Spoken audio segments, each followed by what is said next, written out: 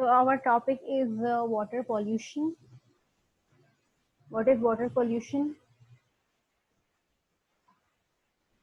Any physical, biological, chemical change in water quality that adversely affects living organisms or makes water unsuitable for desired uses can be considered water pollution. ठीक है, कुछ कोई भी ऐसा physical change आए दिखने में, या बायोलॉजिकल चेंज आ रहा हो, या केमिकल चेंज आ रहा हो वाटर की क्वालिटी में, जो कि लिविंग ऑर्गेनिजम्स के लिए हार्मफुल हो और फिर वो पानी इस्तेमाल के काबिल ना रहे, वो कहलाता है water pollution. Water pollution occurs when energy and other materials are released into the water, contaminating the quality of it for others. अच्छा, ये फिजिकल केमिकल चेंज किस सूरत में हो सकता है? ये किसी मैटर की सूरत में भी हो सकता है, यानी जो कंटेमिनेंट्स ऐड हो रहे हैं पानी में वो किसी मैटर कंपाउंड्स की सूरत में भी हो सकते हैं, और ये एनर्जी भी हो सकती है. Water pollution can be defined as a presence of solid, liquid, or gaseous contaminants in such concentration that may alter the quality of water. इसी तरह ये जो pollutants हैं, ये जो contaminants हैं, ये या तो solid हो सकते हैं, ये liquid भी हो सकते हैं, और ये gaseous compounds भी हो सकते हैं, जो कि पानी की क्वालिटी को ऑल्टर करते हैं, खराब कर देते हैं या चेंज कर देते हैं कि वो पानी अब इस्तेमाल के काबिल नहीं रहता. Water pollution is defined as the addition to water of an excess material or heat that is harmful to the living organisms or which impairs the beneficial use of water. इसी तरह एक्सेस अमाउंट में कोई भी material हो या energy की हमने जो बात की वो हीट की फॉर्म में भी, पानी में अगर हीट भी आ रही है, एक्स्ट्रा टेम्परेचर बढ़ रहा है, जो उसका डिजायर्ड है उससे ज्यादा हो रहा है, तो वो भी वाटर पॉल्यूशन में शामिल होगा. अब वो पानी वहाँ की जहाँ ये पॉल्यूशन हो रही है वहाँ के लिविंग ऑर्गेनिजम्स के लिए भी नुकसानदेह है, और लेटर ऑन जब उस पानी को कोई और इस्तेमाल करता है, यानी अगर कोई और मवेशी, कोई और जानवर उस पानी को पिए तो उनके लिए भी नुकसानदेह है, या अगर कोई इंसान उससे अपने इस्तेमाल में लेकर आ रहा है तो उनके लिए भी ये नुकसानदेह हो जाता है.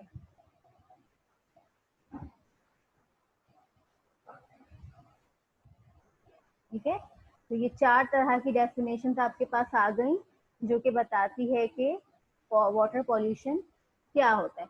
तो एनी अनडिजायरेबल चेंज, यानी जो हम नहीं चाहते वो पानी में आ जाए, जो पानी को हमारे लिए यूजलेस कर दे, हम उसे अब इस्तेमाल ना कर सकते हो, वो आपकी वाटर पॉल्यूशन में आएगी.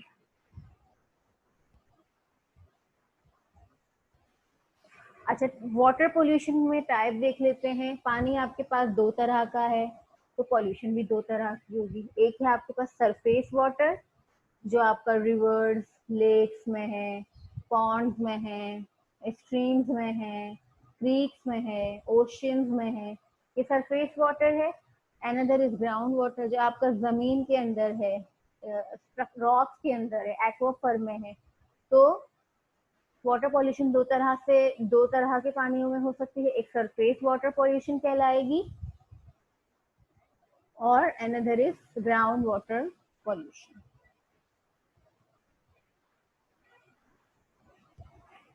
अगर लेक की पॉल्यूशन, लेक के पानी में पॉल्यूशन हो रही है, रिवर में हो रही है, ओशन में हो रही है, तो वो क्या है? वो सरफेस वाटर है, जमीन से ऊपर है ना, तो सरफेस वाटर कहलाएगा. और उनकी पॉल्यूशन जमीन के अंदर पानी कहीं पर भी है, चश्मे जो बह रहे हैं, वो ग्राउंड वाटर है, और ग्राउंड वाटर की पॉल्यूशन एक और टाइप है वाटर पॉल्यूशन की. अच्छा, अब ये पॉल्यूशन की सोर्सेस क्या होती हैं, यानी पानी गंदा किस तरह होता है, कहाँ से पॉल्यूटेंट्स आ रहे होते हैं कि वो पानी को खराब कर दे. तो 2 सोर्सेस होती हैं. यानी एक लेक है ना, लेक में अगर अगर एक लेक पॉल्यूट हो रही है तो आप ये सोचेंगे ना कि ये पॉल्यूट हो कहाँ से रही है, पॉल्यूटेंट्स आ कहाँ से रहे हैं, इसमें सोर्स क्या है उसकी। तो दो सोर्सेज हैं इसकी, एक कहलाती है पॉइंट सोर्सेज, दूसरी कहलाती है non point source. Point source नाम से जाहिर है discharge pollution from specific location, यानी पॉइंट सोर्सेस का हमें पता होता है कि ये फला जगह से वेस्ट वाटर कंटेमिनेंट्स या पॉल्यूटेंट आ रहा है जो कि इसको, जो लेक है उसको तबाह कर रहा है। Drain pipes, power plants, factories, आप जो है लोकेट कर सकते हैं, यानी कोई पाइप लगा हुआ है, वो पाइप को देखते हुए आप लोकेट कर सकते हैं कि ये फला जगह से जो है आपका वेस्ट आ रहा है या पॉल्यूटेंट आ रहे हैं और इस दरिया में या इस समंदर में या इस झील में गिर रहे हैं। ठीक है, स्पेसिफिक लोकेशन होती है। नॉन पॉइंट सोर्स क्या होती है, हम अंदाजा नहीं लगा सकते कि भाई कहाँ से ये पॉल्यूटेंट्स आ रहे हैं, कोई पाइप नजर नहीं आ रहा होता लेकिन वाटर बॉडी जो है वो आपको पॉल्यूटेड नजर आ रही होती है। तो ये नॉन पॉइंट सोर्सेज जो हैं वो ज्यादा खतरनाक है। पॉइंट सोर्सेज का तो ये हो सकता है ना कि आप किसी तरह उसे रोक देंगे या जो है ट्रीटमेंट कर लेंगे, फैक्ट्री से अगर निकल रहा है वेस्ट वाटर तो अब आप उसको ट्रीट तो कर सकते हैं ना एटलीस्ट, क्योंकि आपको पता है कि भाई इस फैक्ट्री से आ रहा है वेस्ट वाटर, तो इसको ट्रीट करके अब जो है वो वाटर बॉडी में डिस्चार्ज करें। लेकिन नॉन पॉइंट सोर्स का आप क्या करेंगे जब आपको पता ही नहीं है कि पॉल्यूशन आ कहाँ से रही है, वो कहाँ होता है स्कैटर्ड और diffuse having no specific location of discharge. मिसाल के तौर पर agricultural fields, atmospheric deposition, contaminants can also evaporate from lakes। अब ये देखें, यानी एग्रीकल्चरल फील्ड, देखिए एग्रीकल्चरल फील्ड जो है वो बहुत जगहों पे लगी हुई हैं, क्रॉपिंग हो रही है, इरिगेशन हो रही है, सब हो रही है। अब वहां पर आप क्या करते हैं, आप वहां पर बहुत सारे जो है वो फर्टिलाइजर्स यूज करते हैं, आप वहां पर जो है बहुत सारे पेस्टिसाइड्स यूज करते हैं, ये सब कुछ चीजें आप यूज करते हैं ना। अब क्या होता है जब बारिश होती है या आप उस जमीन को पानी पिलाते हैं तो फिर जो वो पानी जो है वो बहकर आखिरकार किसी झील में ही जा रहा होता है या आखिरकार किसी दरिया में जा रहा होता है या पौंड में जा रहा होता है या समंदर में जा रहा होता है। तो ये पानी तो कहाँ कहाँ से होकर आ रहा है ये तो आप अंदाजा नहीं लगा सकते। तो ये नॉन पॉइंट सोर्स में आए, तो वो पानी अपने साथ जो रन ऑफ होते हैं ना, वो पानी अपने साथ बहुत सारे कंटेमिनेंट्स को अपने साथ लेकर आता है और फिर वो वाटर बॉडी में सारा जमा होना शुरू हो जाता है। इसके अलावा एटमॉस्फेरिक डिपोजिशन है। अच्छा एटमॉस्फेयर में जो एयर पोल्यूशन है ना, आपकी सारी गैसेस मौजूद है, सही है। वो गैसेस जब बारिश होती है तो उनके जरिए क्या होता है, वो जो हार्मफुल गैसेस है हवा में मौजूद वो पानी के साथ मिलकर कुछ कंपाउंड्स बना देती है, एसिड्स बना देती है, और वो बारिश का पानी भी तो आखिर समंदर में गिर रहा है या दरिया में गिर रहा है या लेक में गिर रहा है या रिवर में गिर रहा है। ठीक है, तो वो भी नॉन पॉइंट है, आप उसे ना रोक सकते हैं और ना आप अंदाजा लगा सकते हैं कि ये पॉल्यूटेंट्स कहाँ से आ रहे हैं। इसी तरह कंटेमिनेंट्स, अच्छा ये जो बारिश का पानी है अब वो जरूरी नहीं कि समंदर के ऊपर बारिश हो रही है, ठीक है, तो ही वो उसके अंदर ऐड नहीं, कहीं पर भी बारिश होगी जहां पर भी जो है, फॉर एग्जाम्पल कोई इंडस्ट्री है वो चल रही है, अब उनका जो है चिमनी से हजार्डस गैसेस निकलकर एयर में जमा हो रही है, सही है, बहुत दूर है, बहुत दूर है समंदर से, लेकिन वहां क्या हुआ बारिश हो गई। अब वो बारिश हुई तो बारिश का पानी जो है वो कहाँ जाएगा, वो अल्टीमेटली या तो आपके ग्राउंड वाटर में जाएगा, सही है, जमीन पर पड़ा रहेगा तो ग्राउंड वाटर में जो है वो इनफिल्ट्रेट होगा, बारिश का पानी ग्राउंड वाटर को रिचार्ज करता है, तो वो ग्राउंड वाटर की पॉल्यूशन हो गई। ठीक है, फिर वो ग्राउंड वाटर से आपका किसी जगह पर कोई चश्मा बह रहा है, अब वहां उस पानी में भी वो रेन वाटर में जो कंटेमिनेंट शामिल हो गए थे वो उसके अंदर आ गए। अब फिर वो स्ट्रीम का पानी कहाँ जाएगा, वो भी तो बहता बहता किसी लेक में जा रहा है। तो देखें किस तरह कहाँ से होता हुआ जो है वो आपका वाटर कंटेमिनेंट्स को लेता हुआ आया और किसी आखिरकार किसी लेक में गया, या आखिरकार किसी रिवर में गया, या फिर जो है ओशन में गया। ठीक है। इसी तरह contaminant can also evaporate from lakes. अच्छा, एवापोरेशन हो किसी और लेक, कोई एक लेक कंटेमिनेटेड हो गई, अब वहां भी तो कंटेमिनेंट्स मौजूद है।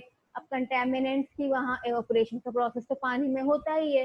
अब एवापोरेशन के नतीजे में जो जितनी भी हैजार्डस सब्सटेंस थे, अब वो कहाँ आ गए, एयर में आ गए।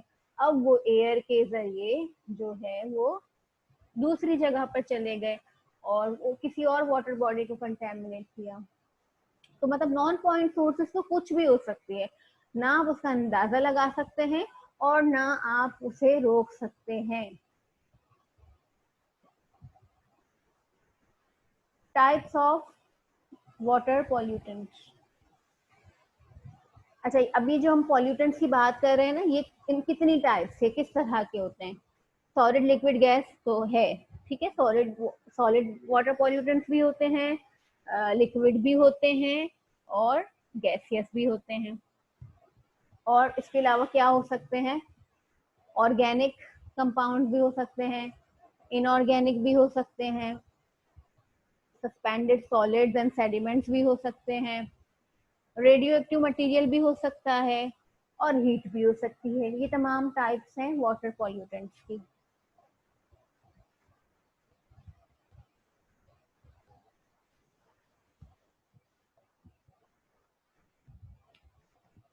अच्छा, ऑर्गेनिक पॉल्यूटेंट को देख लेते हैं सबसे पहले। ये ऑर्गेनिक पॉल्यूटेंट केमिस्ट्री आपने पढ़ी हुई है, ऑर्गेनिक कंपाउंड्स क्या होते हैं, ठीक है। इंटर में भी काफी पढ़ा है और अभी भी आप केमिस्ट्री पढ़ रहे हैं। तो और ये जो ऑर्गेनिक पॉल्यूटेंट्स होते हैं समंदर किसी भी वाटर बॉडी में, किसी भी वाटर सोर्स में, तो ये होते हैं oxygen demanding waste.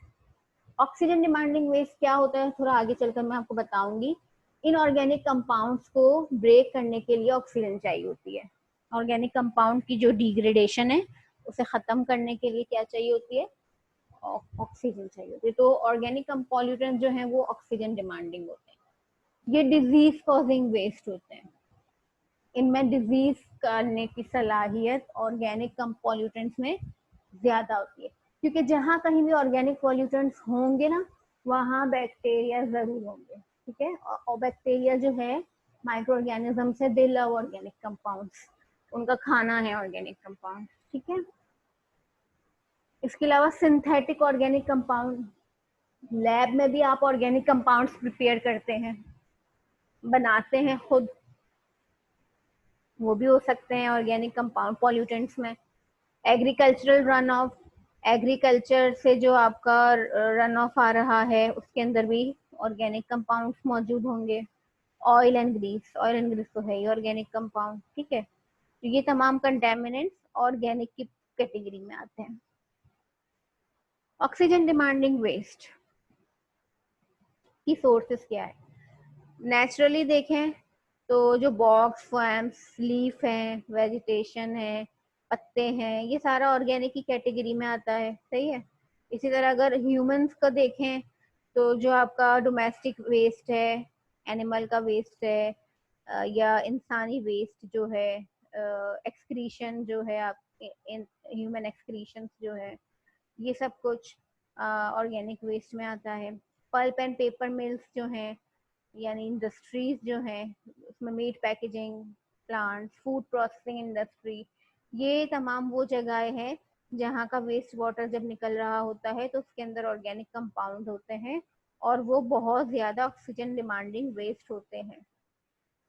Non point में आपका अर्बन एरियाज का रन ऑफ, या एग्रीकल्चरल एरियाज का, या किसी फीड लॉट्स का, कहीं का भी आपका रन ऑफ है, उसके अंदर भी ऑर्गेनिक कंपाउंड्स आपके मौजूद होंगे। इसका इफेक्ट क्या आता है, ये क्या करते हैं, they deplete dissolve oxygen from the water which is harmful to aquatic life. अब ये ऑक्सीजन डिमांडिंग है ना, अब ये जिस पानी में जाएंगे, जिस वाटर बॉडी में आखिरकार को जाकर डिस्चार्ज होंगे, डंप होंगे, वो वहां की पानी में मौजूद डिजोल्व ऑक्सीजन को खत्म करेंगे। पानी में डीओ होती है, डीओ इज डिजोल्व्ड ऑक्सीजन।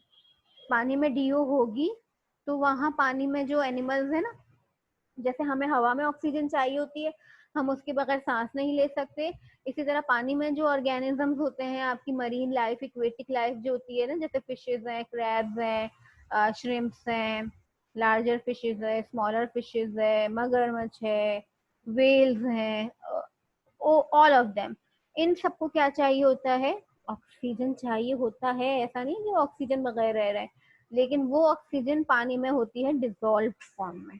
अब जब ये ऑक्सीजन डिमांडिंग वेस्ट या ऑर्गेनिक वेस्ट चला जाता है वाटर बॉडी में, तो फिर वहां की ऑक्सीजन खत्म होना शुरू हो जाती है। कैसे होती है वो मैं अभी आपको बताती हूँ, लेकिन खत्म होना शुरू हो जाती है। पानी में जो है ना, greater than 6 ppm parts per million, 6 ppm oxygen होनी चाहिए। इससे कम होगी तो वहां की लाइफ खत्म होना शुरू हो जाएगी। यही रीजन है आज जो आपकी फिश पॉपुलेशन इतनी कम हो गई है, मरीन लाइफ इतनी जो है वो थ्रेटेंड है, वो यही वजह है कि इतना सारा वेस्ट जमा हो गया है पानी में कि के जो है वो वहां पर सरवाइव नहीं कर पा रहे। ठीक है, तो ये यूनिट है, एक क्वांटिटी है, इतनी मेजर्ड क्वांटिटी है, इतनी क्वांटिटी में ऑक्सीजन लाजमी होनी चाहिए किसी भी वाटर बॉडी में, तो जो है वो मरीन लाइफ वहां पर इजीली सरवाइव कर सकती है।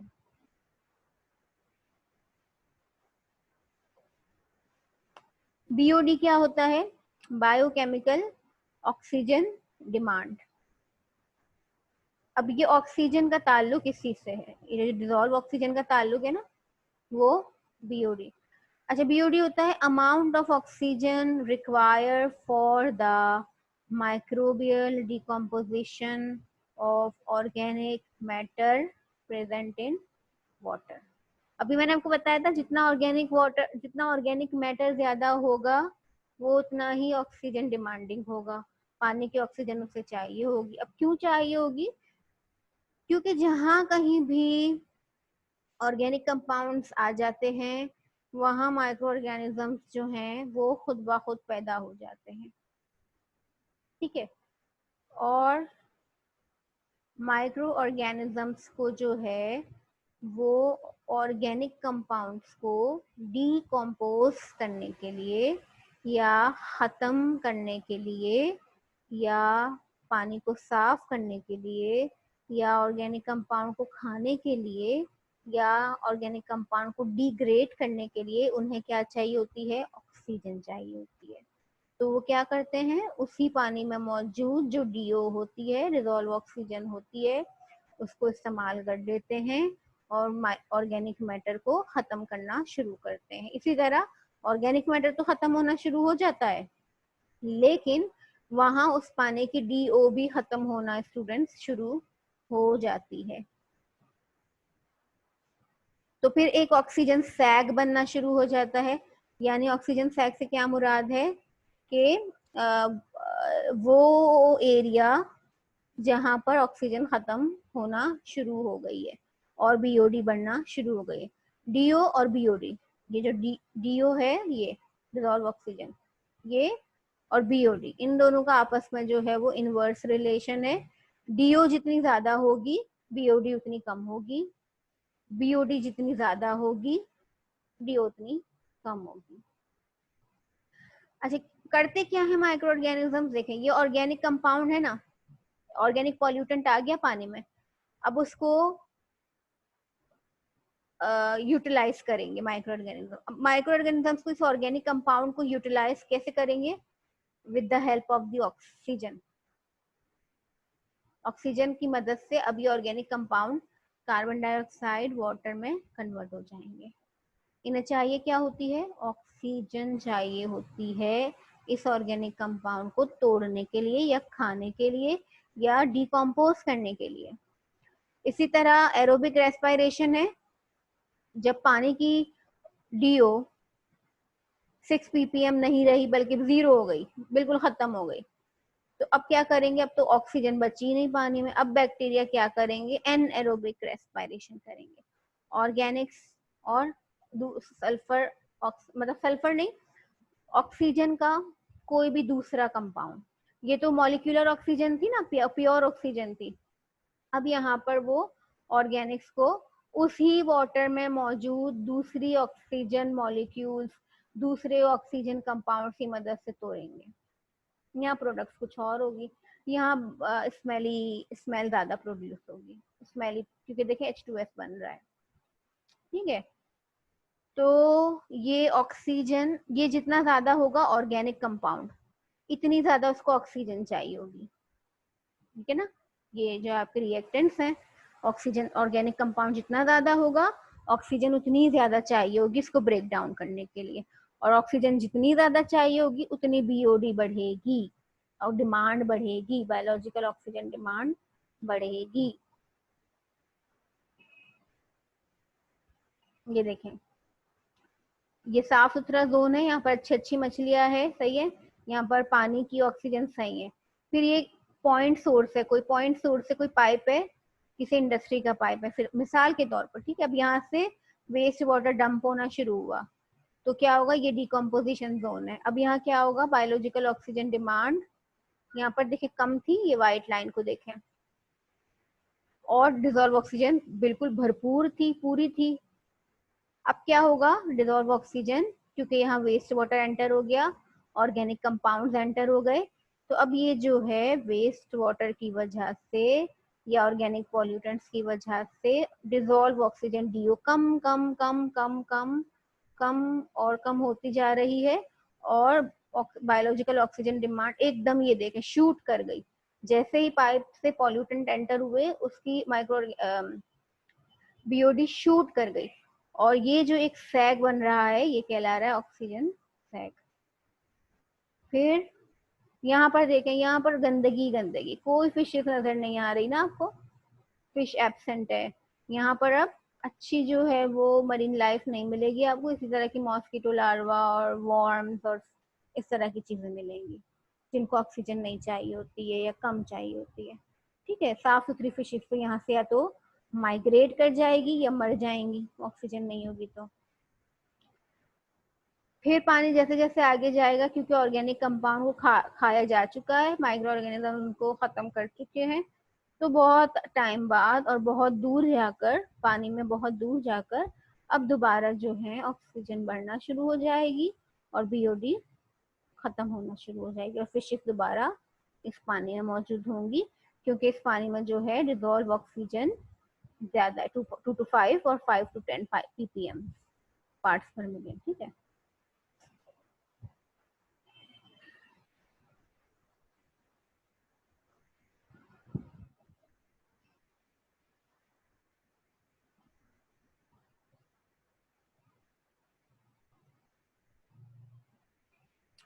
तो organic compound disease causing waste भी है। क्यों है, क्योंकि जाहिर सी बात है ह्यूमन और एनिमल वेस्ट शामिल है उसके अंदर, तो उसके अंदर जो है वो बैक्टीरिया भी शामिल है, माइक्रो ऑर्गेनिजम्स भी साथ शामिल है।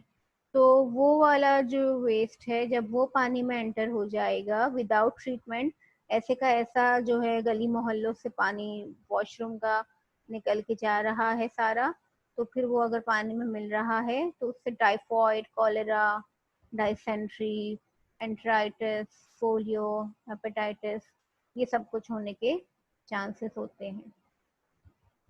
अच्छा, all together at least 25 million that each year are blamed on these water related disease। सही है, इस पानी की वजह से 25 मिलियन अमवात होती हैं सालाना, और ये तो थोड़ा पुराना डाटा है, अभी तो ये और बढ़ गई होंगी, और बढ़ गई होंगी वहां जहां पर पानी ट्रीट होकर नहीं फेंका जाता दरिया में या समंदर में। जहाँ ट्रीट होकर फेंका जा रहा है, जैसे डेवलप्ड कंट्रीज है ना, वहां पर ये टाइफॉइड या जो है पोलियो या दूसरी जो पेट की बीमारी है वो कम होती हैं। क्यों कम होती हैं, क्योंकि वो जो पानी है वो ट्रीट करके जो है वो डंप करते हैं, और जो पानी वो पीते हैं वो भी ट्रीटेड होता है। अच्छा, nearly 2/3 of the mortalities of children under 5 years old are associated with waterborne diseases। 2/3 जो हम बात है ना, बच्चे जो मरते हैं उसमें से 70% जो बच्चे मरते हैं 5 साल के अंदर, वो due to these waterborne disease मरते हैं। 5 साल के छोटे उम्र के बच्चे होते हैं, उनकी कुव्वत मुदाफियत, उनकी इम्यूनिटी इतनी स्ट्रांग नहीं होती, तो वो जो है वो खराब पानी पीने की वजह से उनमें इस तरह की बीमारियां हो जाती है जिसका वो मुकाबला नहीं कर पाते और उनकी डेथ हो जाती है। तो किस तरह के ऑर्गेनिजम्स जो हैं, बैक्टीरिया पाए जाते हैं आपके, कॉलीफॉर्म बैक्टीरिया, इकोलाई है, शिगेला है, सैल्मोनेला है, लिस्टेरिया है, ये सारे जो हैं आपके ऑर्गेनिजम्स वेस्ट वाटर में पाए जा सकते हैं। सिंथेटिक ऑर्गेनिक कंपाउंड्स क्या होते हैं? वो जो आप लैब में प्रिपेयर करते हैं, इंडस्ट्री में बनाते हैं, तो इनमें जो है पेस्टिसाइड्स आप बना रहे हैं, आप डिटर्जेंट्स बना रहे हैं, आप फूड एडिटिव्स बना रहे हैं, फार्मास्यूटिकल्स की जो आपकी चीज़ें हैं वो बना रहे हैं, पेंट्स बना रहे हैं, वो भी सिंथेटिक ऑर्गेनिक कंपाउंड से बना रहे हैं, फाइबर्स हैं, प्लास्टिक्स हैं या दूसरे केमिकल्स हैं। तो ये तमाम चीज़ें भी अब, एक तो जो नेचुरल है जैसे ह्यूमन एनिमल वेस्ट है वो तो जा रहा है, लेकिन उसके अलावा आप खुद भी और भी बहुत सारे ऑर्गेनिक कंपाउंड जो है वो बना भी रहे हैं, तो ये सारी चीज़ें भी जाकर किसी वाटर बॉडी में आप डंप कर रहे हैं। तो इसमें क्या होता है, ये ऑर्गेनिक कंपाउंड कहाँ से किसी वाटर बॉडी में दाखिल हो जाते हैं, सोर्स क्या है इसकी?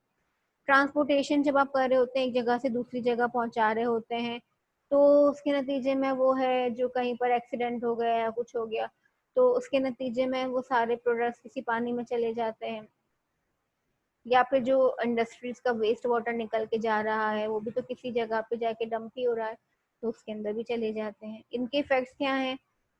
ये जो है वो बर्थ डिफेक्ट्स कर सकते हैं, जेनेटिक डिसऑर्डर हो सकता है, कैंसर कॉजिंग होते हैं, नॉन डिग्रेडेबल होते हैं ये ऑर्गेनिक कंपाउंड्स। और ये जो है नॉन डिग्रेडेबल से क्या मुराद है? खत्म नहीं हो सकते।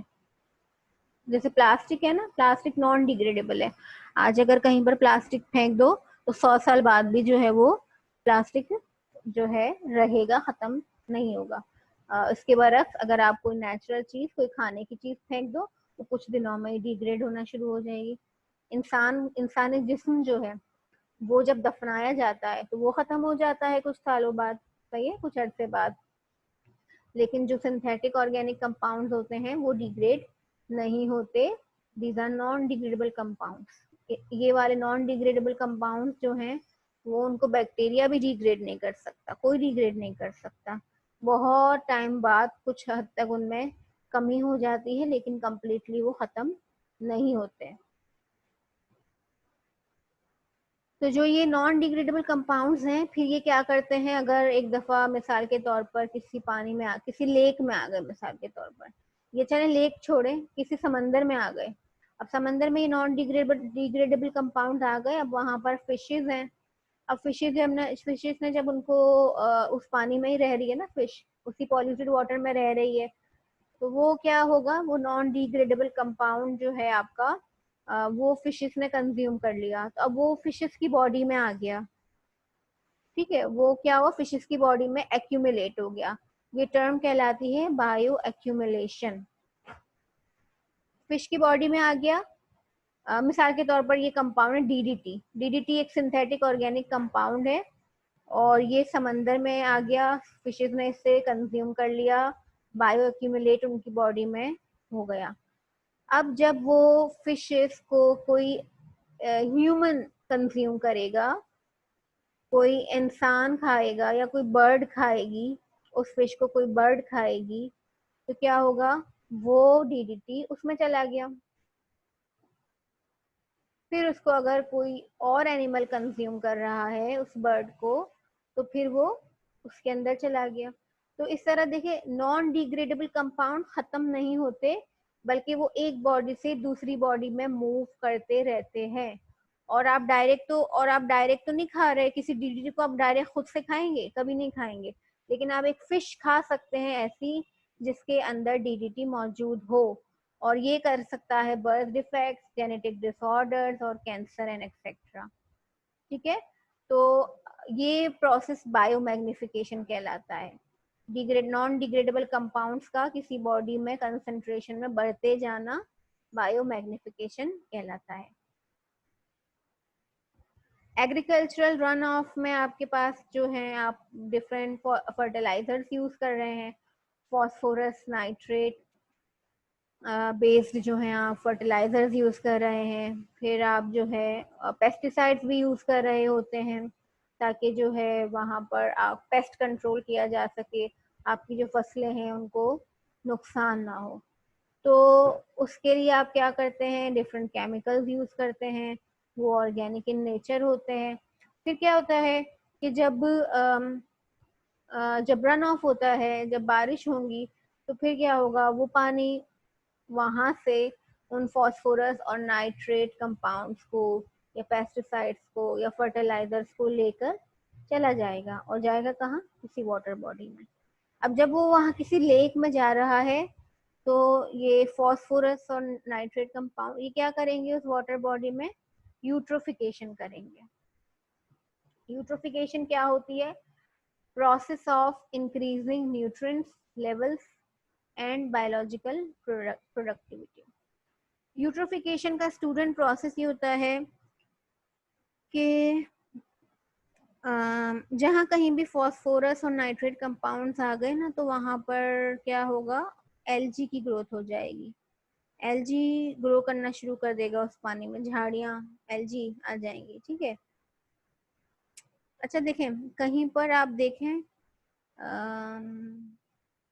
शैम्पू वगैरह होता है, सही है, तो अगर शैम्पू को एक्सपेरिमेंट करें, जो पुराने तर्ज के वॉशरूम्स होते थे, तो क्या होता था, टाइल्स वगैरह नहीं लगे होते थे, तो जो सीमेंट होती थी वो होती थी, सही है। अब वो जहाँ कहीं भी न्यूट्रिएंट्स मिलते हैं वहां पर काई आना शुरू हो जाती थी, काई काई आना शुरू हो गई। काई के बाद जो है आपकी, यानी वहां पर ग्रोथ आना शुरू हो गई। तो अब ये एलजी जो है वो यहाँ पर यूट्रोफिकेशन में प्रोड्यूस होना शुरू हो जाएंगे due to increase nutrient level.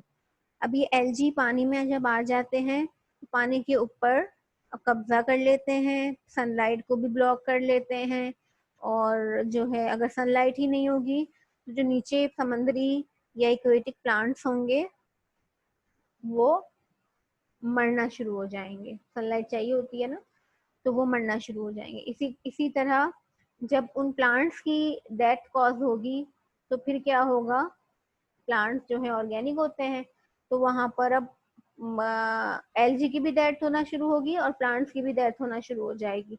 तो फिर वहां पर डिकम्पोजिशन का प्रोसेस स्टार्ट हो जाएगा, because both are organic in nature. तो डिकम्पोजिशन के लिए अगेन ऑक्सीजन चाहिए होगी, तो फिर अगेन वहाँ की ऑक्सीजन खत्म होना शुरू हो जाएगी, और वहाँ की जो लाइफ है वो खराब होना शुरू हो जाएगी, फिशेस मरना शुरू हो जाएंगी, वही बीओडी बढ़ जाएगी। और ये एस्थेटिकली भी बुरा लगता है, यूट्रोफिकेशन अगर किसी पानी में हो तो वहाँ का कलर भी जो है वो काई काई सा हो जाता है, क्लैरिटी नहीं रहती पानी में, गंदगी गंदगी हो जाती है, और स्मेल भी आ रही होती है। हम्म, अगर आप लोग कभी वहां गए हो, किंजर लेक गए हो, तो आप देखें जो पत्थर है वो कैसे स्लाइमी स्लाइमी से होते हैं, या वहां पर एक अजीब सी स्मेल भी आ रही होती है। ठीक है, तो वो तो खैर कदरे बेहतर है, इसलिए इतना नजर नहीं है। अच्छा, वहाँ झाड़िया वाड़िया ये सब होता है। जो कोई बहुत खतरनाक लेक होगी ना, वहां पर जितनी यूट्रोफिकेशन ज्यादा होगी, तो वो दिखने में भी अच्छी नहीं लग रही होगी, जाहिर सी बात है, पानी तो साफ अच्छा लगता है, दिखने में भी अच्छी नहीं लग रही होगी, स्मेली भी होगी, पानी भी क्लियर नहीं होगा, और दूसरा ये कि वहाँ ऑक्सीजन भी कम होना शुरू हो जाएगी। ऑयल पॉल्यूटेंट्स, ऑयल पॉल्यूटेंट्स में क्या होता है, ऑयल भी जो है ऑर्गेनिक इन नेचर होते हैं कि डिफरेंट इंडस्ट्रीज से वो भी रन ऑफ में या जो समंदर में जहाज मौजूद होते हैं उनकी वजह से भी ऑयल पॉल्यूशन हो जाती है। इसके अलावा रन ऑफ से भी जो है वो ऑयल जा सकता है। और इसके अलावा इंडस्ट्रीज का जो वेस्ट वाटर आ रहा हो किसी वाटर बॉडी में, तो उसमें भी ऑयल मौजूद होता है। हाईली परसिस्टेंट होते हैं, मतलब वही बात है, बहुत लंबा स्टे करते हैं, आसानी से डिग्रेड नहीं होते। तो ये क्या है, आपकी ऑयल जो है वो आपकी मरीन लाइफ को खराब करता है। ऑयल अगर फिशेस के ऊपर आ जाए तो उनसे मूव नहीं किया जाता, या ऑयल अगर पानी में हो तो वहाँ की ऑक्सीजन खत्म होना शुरू हो जाती है, सफोकेशन शुरू हो जाती है, पानी में सांस नहीं ले सकते मरीन ऑर्गेनिज्म, एक्वेटिक ऑर्गेनिज्म। ठीक है। अच्छा, ये तो ये हो गए आपके, कहाँ गया ऑर्गेनिक। ठीक है, ये सारे ऑर्गेनिक। अब हम इनऑर्गेनिक को देख लेते हैं, इनऑर्गेनिक कौन से पॉल्यूटेंट्स होते हैं।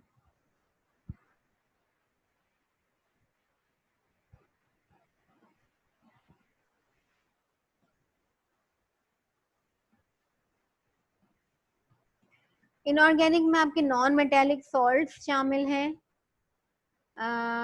जैसे कि आर्सेनिक है, सेलेनियम है, सोडियम क्लोराइड है। ये सारी चीजें, ये पॉल्यूटेंट्स आपके नॉन मेटेलिक सॉल्ट्स कहलाते हैं, और ये इनऑर्गेनिक की कैटेगरी में आते हैं। अच्छा, ये इतना डिटेल में हम नहीं देखेंगे। ये भी इंडस्ट्रीज से आ रहे होते हैं, आपके डिफरेंट जो मेटल यूज करती है इंडस्ट्रीज, वहां से आ रहे होते हैं। सही है। इसके अलावा इरिगेशन, एवापोरेशन, तमाम चीजों से आ रहे होते हैं। आर्सेनिक जो है, आर्सेनिक शायद आप लोगों ने सुन रखा होगा कि आर्सेनिक पॉइजनिंग का इंडिया और बांग्लादेश में बहुत ग्राउंड वाटर के अंदर। अच्छा, ये ग्राउंड वाटर में ज्यादातर होते हैं। बड़ा जो है इनका रोल है, वहाँ बहुत से लोगों की अमवात हुई। सही है, क्यों हुई? क्योंकि पानी में जो है वो आर्सेनिक शामिल था। इनफ्लेम्ड आइज, जीआई रिकरेंस, स्किन की tumour, cancer, and ultimately death. तो वैसे आर्सेनिक की जो नेचुरल जो सोर्स है वो ज्यादातर नेचुरल है। आर्सेनिक रॉक्स में नेचुरली प्रेजेंट होता है, लेकिन इसके अलावा बहुत सी इंडस्ट्रीज से भी आर्सेनिक जो है वो वाटर बॉडी में एंटर हो रहा है। एसिड एंड बेसिस हैं, ठीक है। एसिड और बेसिस कैसे बनती हैं, ये भी इनऑर्गेनिक में आती है। डिफरेंट इंडस्ट्रीज हैं, डिफरेंट गैसेस प्रोड्यूस कर रही हैं। इंडस्ट्रीज की चिमनी से अगर नाइट्रोजन ऑक्साइड या सल्फर डाइऑक्साइड निकलेंगे, तो फिर वो ऊपर एटमॉस्फेयर में जाकर पानी के साथ मिलकर नाइट्रिक एसिड और सल्फ्यूरिक एसिड वगैरह बना देंगे। ठीक है। तो फिर क्या होगा, वो नाइट्रिक एसिड और सल्फ्यूरिक एसिड जब रेन होगी, बारिश होगी, प्रेसिपिटेशन होगी ना, तो फिर वो आपके वाटर बॉडी में एंटर हो जाएंगे। तो एसिड रेन कहलाती है। एसिड रेन शायद आप लोगों ने पढ़ी भी होगी, नहीं पढ़ी तो एसिड रेन कुछ ज्यादा नहीं है, बस यही है कि जब आप कोयला वोयला भी जलाते हो या इंडस्ट्री से भी फॉसिल फ्यूल्स को बर्न करते हो, आपकी फॉसिल फ्यूल है ना, ऑयल, कोल, गैस, ये वो, तो ये जब बर्न करते हो तो सल्फर डाइऑक्साइड बनता है, या नाइट्रोजन डाइऑक्साइड बनता है, या और भी इस तरह की गैसेस बनती है। अब ये गैसेस एटमॉस्फेयर में जब चली जाती हैं, तो फिर वो वहाँ एटमॉस्फेयर में वाटर वेपर्स मौजूद होते हैं, चूंकि वो उनके साथ केमिकल रिएक्शन करके एसिड बना लेती हैं या बेस बना लेती हैं। फिर जब वो बारिश होती है तो उसके अंदर ये एसिड्स शामिल होते हैं, और फिर वो सारे एसिड्स जो है आपकी वाटर बॉडी में चले जाते हैं। अब वाटर बॉडी में जब ये आ गए तो फिर क्या होगा, वो वाटर बॉडी को भी एसिडिक कर देंगे और वहाँ की पीएच कम कर देंगे, तो फिर वहाँ की जो मरीन लाइफ है या एक्वेटिक लाइफ है, वो उनको वहाँ पर नुकसान होगा। अच्छा, इसीलिए स्टूडेंट्स कहते हैं कि जो पहली बारिश होती है मौसम की, उसमें नहीं नहाना चाहिए। ठीक है, उसमें बाहर नहीं निकलना चाहिए। वो क्यों? क्योंकि पहली बारिश के अंदर वो जो ऊपर एक ब्लैंकेट बना हुआ है ना हमारे ऊपर, खास तौर पर कराची सिटी जैसे जो इंडस्ट्रियल सिटीज हैं उसके ऊपर, तो वो ब्लैंकेट में होती है हजार्डस गैसेस। अब वो पानी उसमें जब शामिल हो जाता है तो वो मजीद हजार्डस होकर जमीन पर आ रही होती है, तो आप उस पानी में ना निकलें। बल्कि जो दूसरी बारिश हो उसमें एंजॉय कर लें। ठीक है।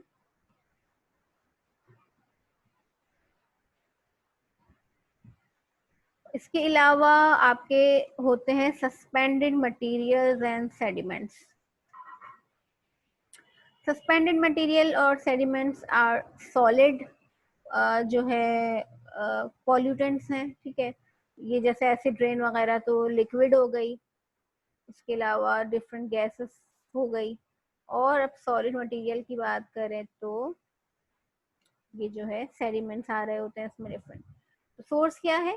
Human induce erosion and run of contribute about 25 billion metric tons of sediment and suspended solid to world surface waters each year।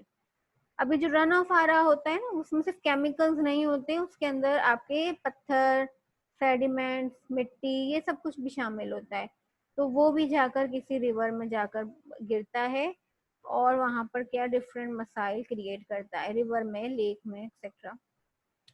क्या करता है? डिस्ट्रक्शन करता है वहाँ की स्पॉनिंग बेड्स की।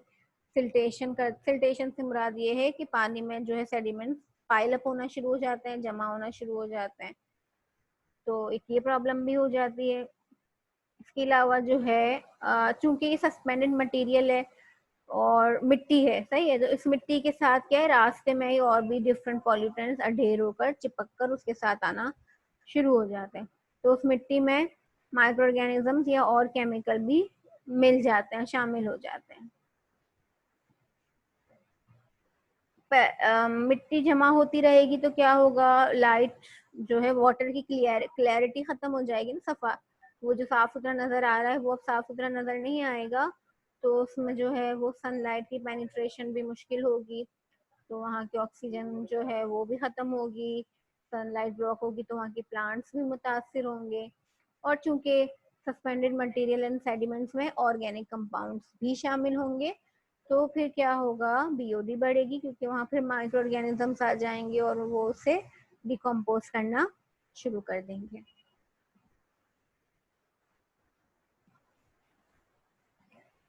हीट, इसके अलावा जो आपकी हीट है, सॉलिड हो गए, लिक्विड हो गए, गैस, हीट आ गई, एनर्जी आ गई। तो हीट में आपका क्या आता है कि सोर्स क्या है, deforestation and increase levels of carbon dioxide. ठीक है, फॉसिल फ्यूल बर्न कर रहे हो या इंडस्ट्री से जो है वो आपकी, या डिफॉरेस्टेशन जितनी ज्यादा करोगे इतनी ज्यादा कार्बन डाइऑक्साइड हवा में ज्यादा आएगी। कहाँ कहाँ से आ सकती है ये? इलेक्ट्रिक पावर प्लांट से आ सकती है, metal smelters, petroleum refineries, paper mills, food processing factories या केमिकल मैन्युफैक्चरिंग प्लांट्स, कहीं से भी जो है ये कहीं से भी निकल सकती है कार्बन डाइऑक्साइड, जहाँ भी फॉसिल फ्यूल बर्न होगा। कार्बन डाइऑक्साइड जब आ जाएगी तो फिर अगेन कार्बन डाइऑक्साइड जब एयर में चली गई तो उसके बाद वो समंदर में या किसी दरिया में किसी भी सूरत में, एसिड रेन की सूरत में अगर आ गई तो कार्बोनिक एसिड फॉर्म भी हो जाता है। इससे भी जो है वो पीएच कम होती है पानी की। और जो है कार्बन डाइऑक्साइड का एक नेचुरल सिंक है ओशियन। एक तो ये ना कि प्लांट्स कार्बन डाइऑक्साइड को इनहेल करके खत्म कर रहे हैं माहौल से, दूसरा जो है वो ओशियन है,